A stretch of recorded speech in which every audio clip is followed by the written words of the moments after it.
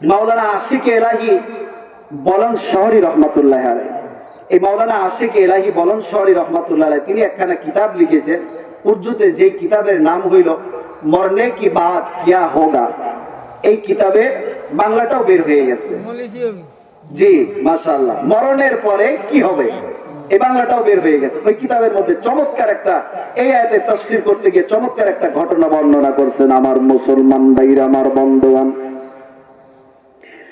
মাওলানা শেখ এলাহি বলন শরী রহমাতুল্লাহি আলাইহি বাজান মরনে কি বাদ কিয়া হোগা এই কিতাবের মধ্যে বর্ণনা করতেছেন, ও বন্ধু, মক্কার জমিনে একজন বহুত বড় বুজুর্গ, একজন আলেমের যখন ইন্তেকাল হয়ে গেল, মক্কার জমিনের পরিবারের মানুষগুলি ওই মানুষকে নিয়ে আলেমকে যখন মক্কার জমিনে যখন দাফন করে দিল, বাইগ বহুদিন পরে, বহুদিন, বহু বছর, বহু যুগ পরে একই পরিবারে আবার যখন বাজান আরেকজন সদস্য যখন মারা গেল, আরেকজন মানুষ যখন একই পরিবারের মারা গেল, এবার মানুষগুলি চিন্তা করে দেখল বহুদিন আগে আলেমের কবর দেওয়া হয়েছে, বহু বছর আগে আলমকে দাফন করা হয়েছে, হয়তোবা হাড্ডি গুলো আর গোস্ত গুলো হয়তোবা মাটির সঙ্গে মিশে গেছে। এরে আমার মতি গাছের ভাইরা,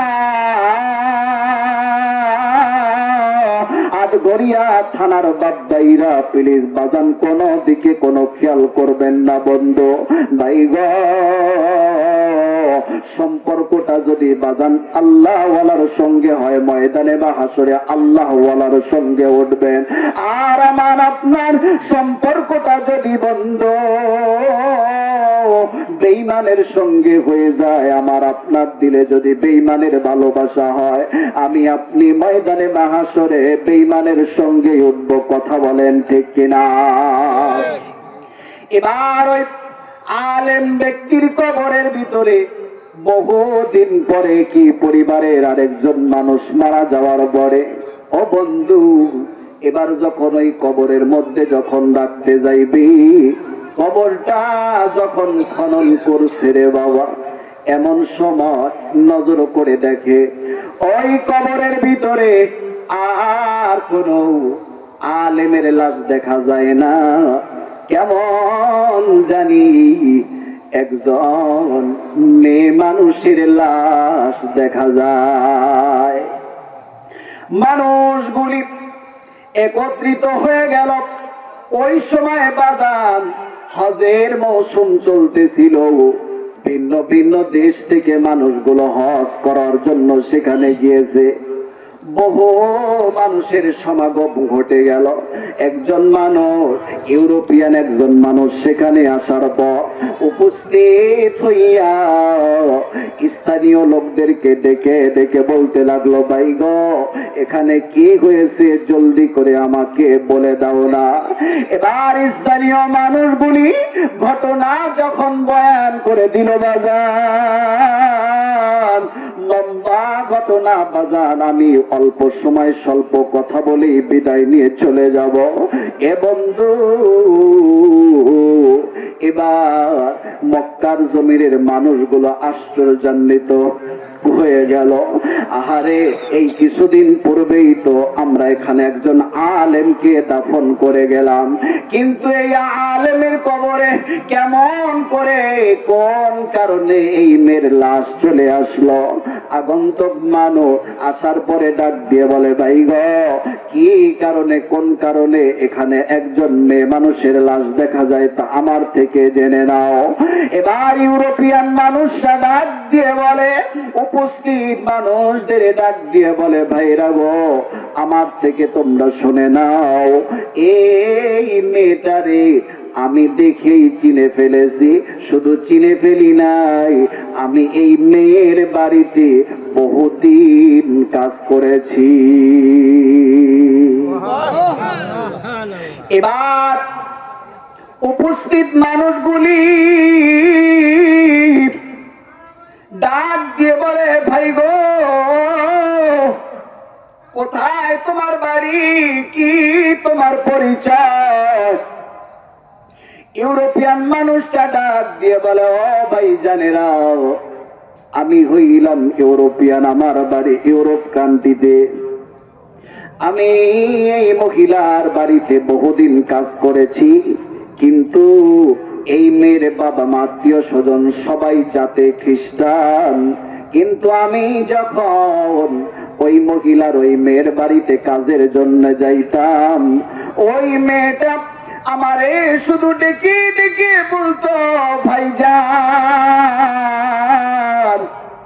তোমার ব্যবহার, তোমার আচার, তোমার আচরণ এতই ভালো লাগে। ও ভাইয়া বলো না গো, তোমার ধর্মের নাম কি? আমি ওই সময় বলেছিলাম, বন্ডি আমার ধর্মের নাম হইল ইসলাম। আল্লাহু আকবার। উপস্থিত মানুষেরা, ওই সময় ওই মেয়েটা আমাকে ডাক দিয়ে বলেছিল, তোমার আদর্শ কেন এত সুন্দর? আমি ওই সময় বলেছিলাম, আমার আদর্শ দুনিয়ার কোন মানুষের আদর্শ নয়, আমার আদর্শ হইল আমাদের নবী, শেষ নবী রহমাতুল লিল আলামিনের আদর্শ। আল্লাহ রাব্বুল আলামিন পবিত্র কুরআনুল কারীমে ও বাজার নবীর চরিত্র বর্ণনা করতে যাই আমার আল্লাহ ঘোষণা করেন, ওয়া ইন্নাকা লাআলা খুলুকিন আযীম।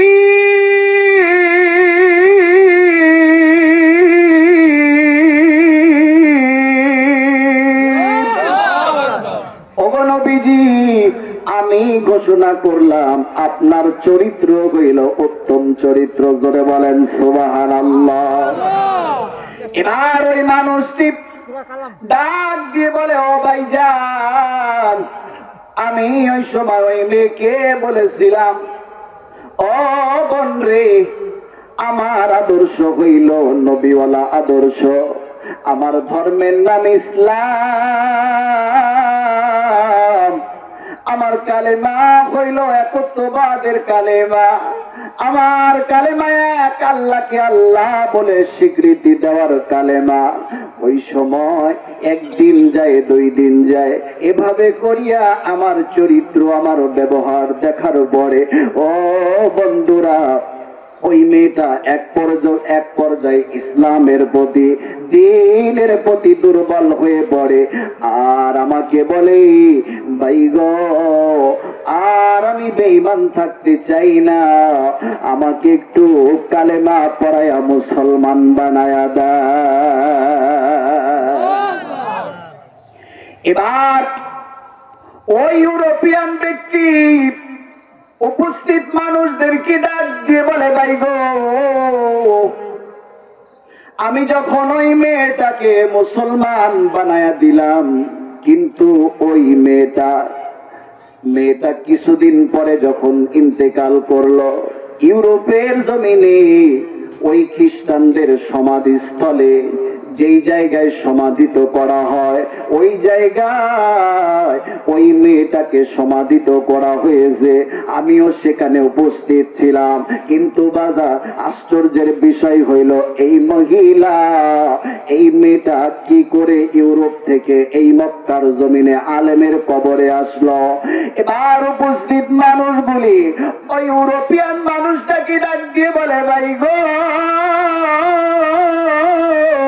তুমি একটু তোমার দেশে চলে যাও, হজের মৌসুম যখন শেষ হয়ে যাবে তুমি তো তোমার নিজের দেশে যাইবা। তুমি একটু তোমার নিজের দেশে যাওয়ার পরে ওই খ্রিস্টান মেয়েটার একটু মাকবারাটা, খ্রিস্টান মেয়েটাকে যেই জায়গায় সমাধিত করা হয়েছে ওই জায়গাটা একটু খনন করবা, খনন করিয়া দেখবা ওই জায়গায় আসলেই কি ওই মেয়ের লাশটা আছে কিনা।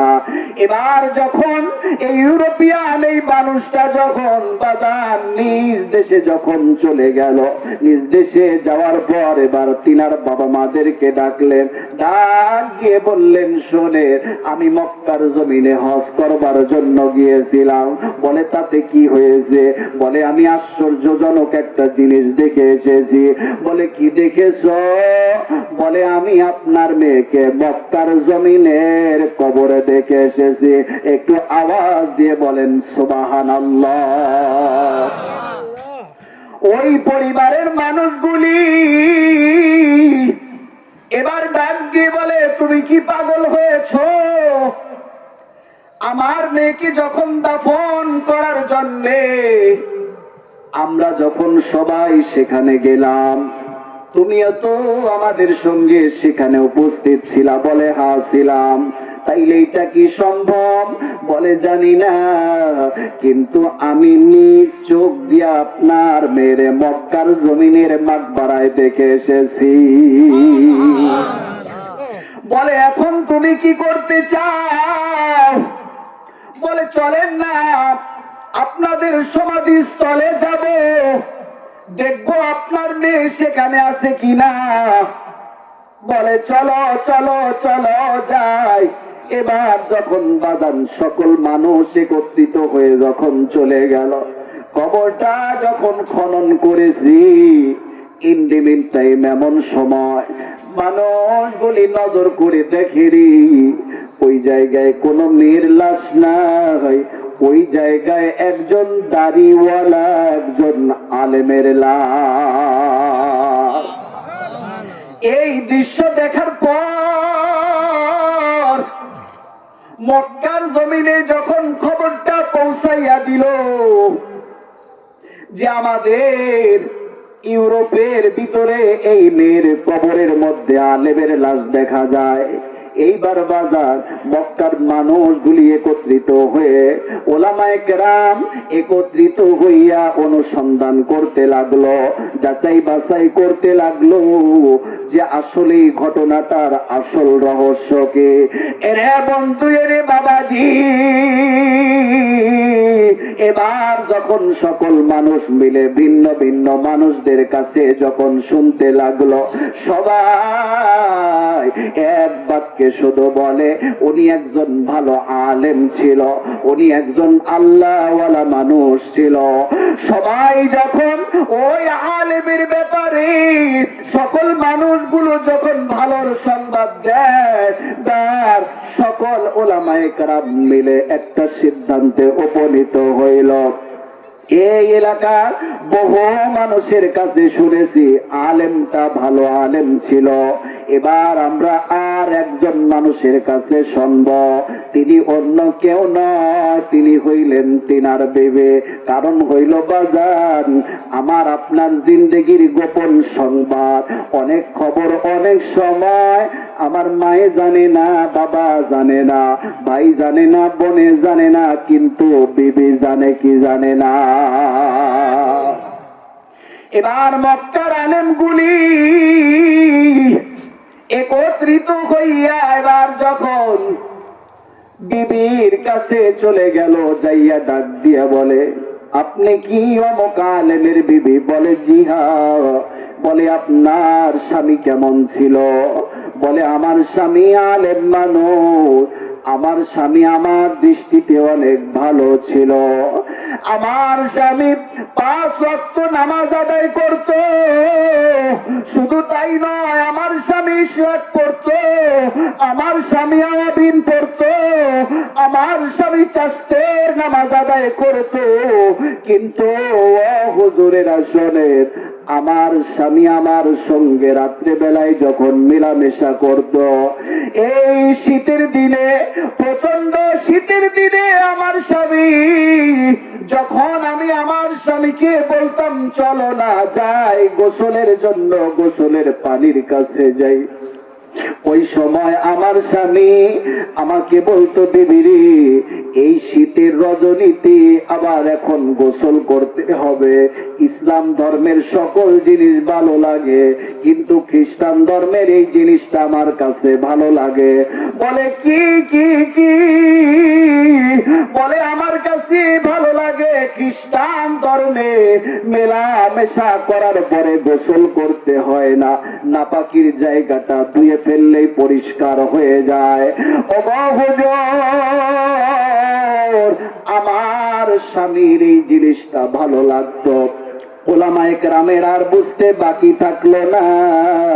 মাওলানা আশিক এলাহি বলন শহরে রহমাতুল্লাহ আলাই বাজান মরনে কি বাত কিয়া হোগা নামক কিতাবের মধ্যে বর্ণনা করতেছেন। এই কারণে শুধু ওই মানুষটা ওই আলেম নামাজি ছিল, ওই মানুষ যদিও তাহাজ্জুদ গুজারি একজন মানুষ ছিল, কিন্তু কেবলমাত্র শুধুমাত্র বাজার খ্রিস্টান ধর্মের একটা মাত্র কালচার ভালো লাগার কারণে এই আলেমটারে আমার আল্লাহ ওই মেয়ের কবরে নিয়ে গিয়েছে। আর ওই মেয়েটা যেহেতু ইসলাম ধর্মকে ভালোবেসেছে, আমার আল্লাহ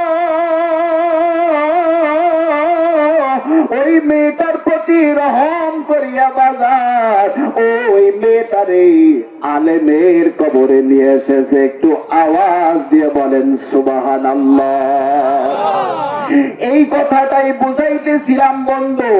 আল্লাহ রাব্বুল আলামিন বলেছেন ইয়া আইয়ুহাল্লাযীনা আমানু দুখুলু ফিস সিলমি কাফা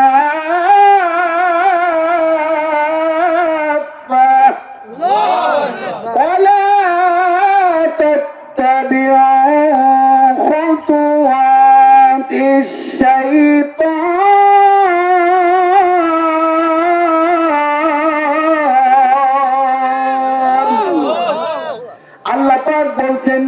নিজে যেই মানুষগুলো আমি আপনি বাজান ইমানদার বলে দাবি করব, আল্লাহ পাকের ওয়াদা, আল্লাহ পাকের ওয়াদার হইল তোমরা ইসলামের মধ্যে পরিপূর্ণভাবে প্রবেশ করো। ইসলামের কিছু কিছু বিষয় মানব, কিছু মানব না, না না না তা হবে না। ইসলামের মধ্যে পরিপূর্ণভাবে প্রবেশ করতে হবে। নির্দেশটা কার? একটু জিকির করি লা ইলাহা ইল্লাল্লাহ, জোরে লা ইলাহা ইল্লাল্লাহ, লা ইলাহা ইল্লাল্লাহ, লা ইলাহা ইল্লাল্লাহ, লা ইলাহা ইল্লাল্লাহ, লা ইলাহা ইল্লাল্লাহ, লা ইলাহা ইল্লাল্লাহ, মোহাম্মদ লা ইলাহা জোরে লা ইলাহা লা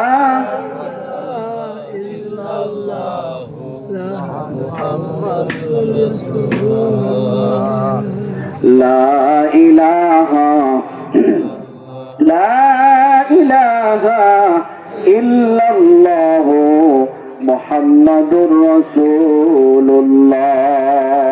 তাইলে মনে আছে কিনা জানি না, দিন শব্দের কয়টা ব্যাখ্যা করেছেন মুফাসসিরিন ইকরাম? দুইটা ব্যাখ্যা করেছেন। এক নম্বরে দিন দ্বারা দিন ইসলাম উদ্দেশ্য, আর আল্লাহ বলছেন দিন ইসলামের মধ্যে পরিপূর্ণভাবে প্রবেশ করতে হবে।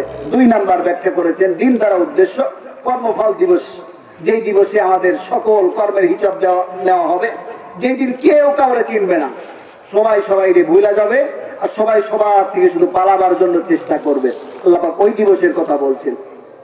এবার আল্লাহ পাক বলেন যে যেই মানুষগুলি এই বিচার দিবসকে অস্বীকার করে, আর আইতাল্লাযী ইউকাযযিবু বিদ্দীন, নবী আপনি কি দেখেন না, আপনি কি জানেন না, যেই মানুষগুলি বিচার দিবসকে অথবা দিন ইসলামকে অস্বীকার করে, এই মানুষগুলির স্বভাব হইল দুইটা।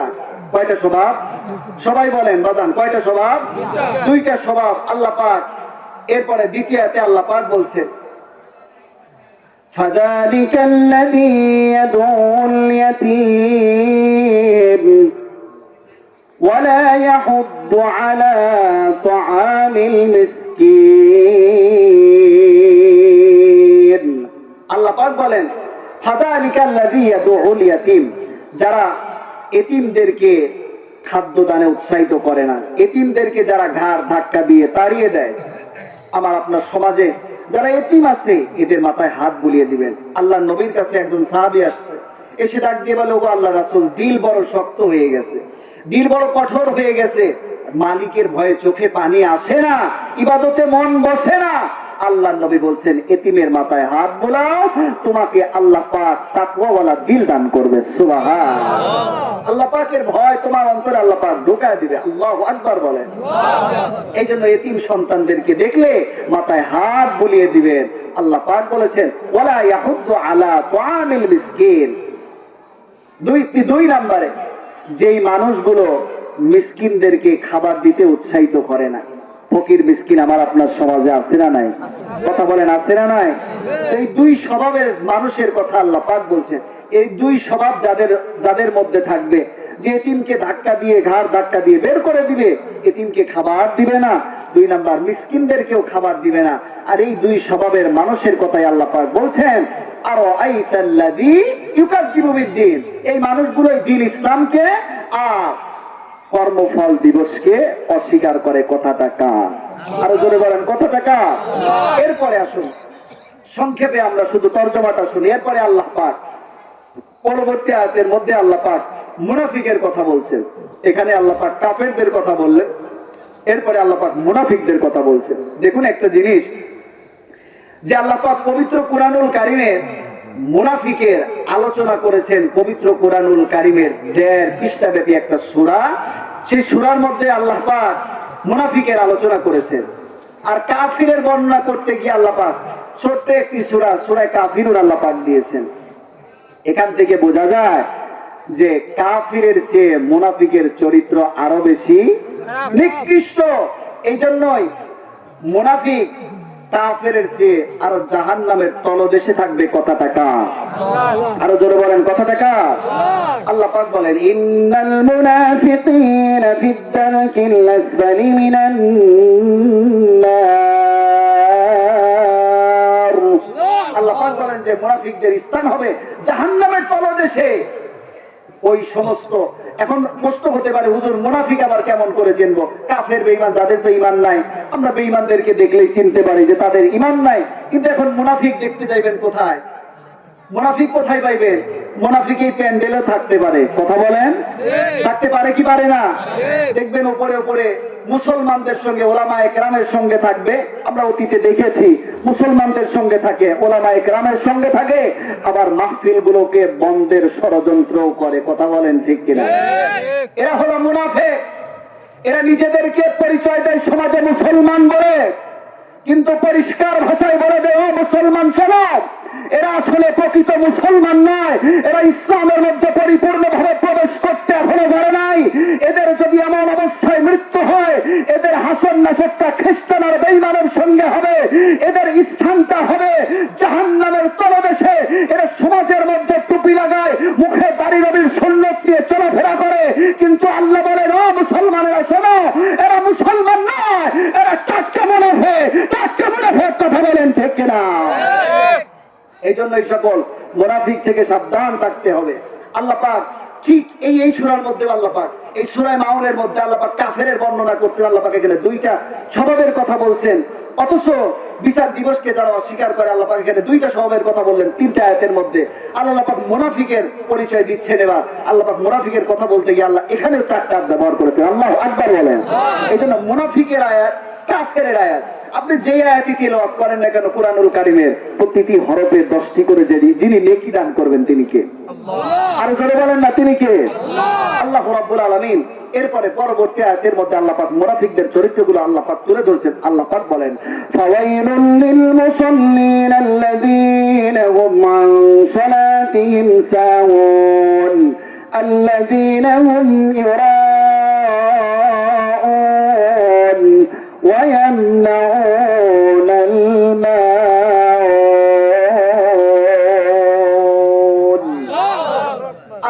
বলছেন ধ্বংস ওই সমস্ত নামাজীদের জন্য, ফাওয়াইলুল লিল মুসাল্লিন আল্লাযীনা হুম আন সালাতিহিম সাহুন, যারা নামাজের মধ্যে অমনোযোগী হয়ে যায়, নামাজের মধ্যে যাদের খুশু যাদের আসে না, যারা নামাজ থেকে অমনোযোগী।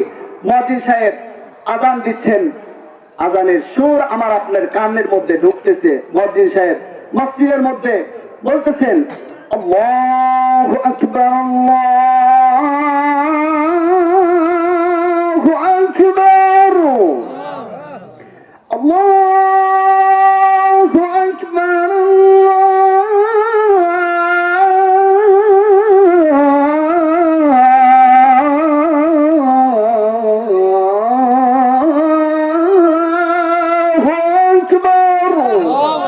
আল্লাহ সবার চেয়ে বড়। আমার আপনার কানের মধ্যে আসতেছে আল্লাহ সবার চেয়ে বড়, কিন্তু আমার আপনার দিলে দুনিয়ার কাজ বড়, সন্তান বড়, বিবি বড়, ওয়েল নামক জাহান্নাম ধ্বংসই সমস্ত নামাজীদের জন্য। মুয়াজ্জিনের কণ্ঠে আযান শুনতেছে, ফজরের সময় আপনি ঘুমাচ্ছেন, মুয়াজ্জিন সাহেব বলতেছেন আসসালাতু খায়রুম মিনান নাওম।